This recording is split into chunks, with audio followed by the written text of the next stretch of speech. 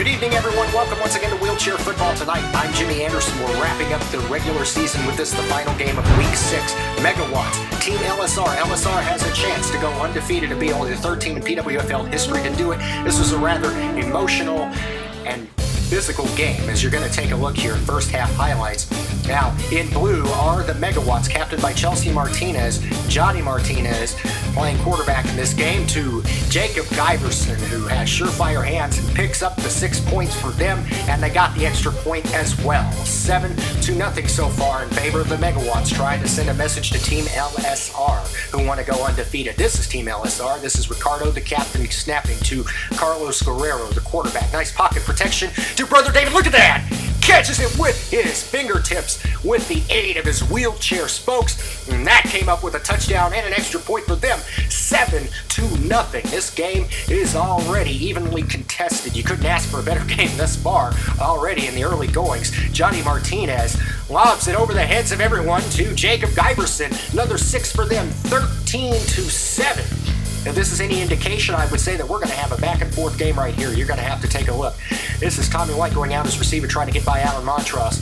Great pocket protection right there by Rodney, keeping players at bay. And that is Tommy White. I couldn't tell if he got over the plane of the goal, but I do believe that he did. The referees caught it, and they saw it. 14-13, a 1-point lead for LSR. Now, this is a fourth down conversion attempt here for Team LSR. Carlos Guerrero rolls out, and watch as he gets tackled. He thinks he scored the touchdown. Alan Montross says no, and the referees ultimately agreed with Alan Montross as they made the call that he was touched just before he got to the plane of the goal line. And that's kind of what it looks like in our slow motion instant replay. Could be up for debate. You guys will have to make up your own minds. This is 1 second left here in the first half. Game still 14-13 in favor of Team LSR as we take a look at the Megawatts right here.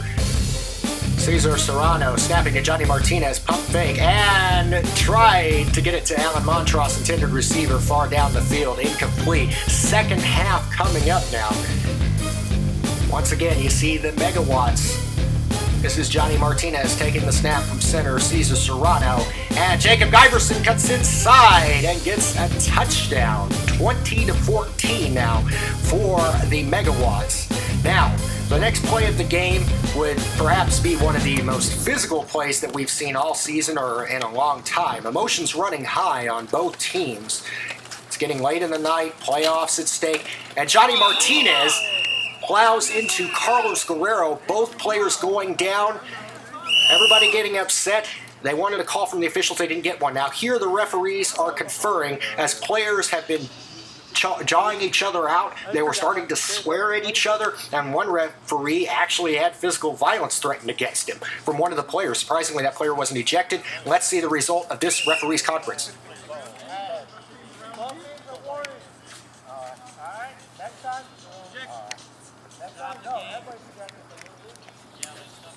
For the first time in the history of this league, the referees are threatening to call off the game if the emotions and the foul behavior continue. Fourth down conversion attempt for Team LSR, who are down by 6, and that is Tommy White coming up with that beautiful catch right there. Now they're in red zone territory, but yet another fourth down conversion attempt in their future. Ricardo Castaneda snaps to Carlos Guerrero. This is Team LSR still. They're wearing yellow, and right now they have the lead, 21-20. Now, emotions still running high, but the behavior of the players is now getting under wraps.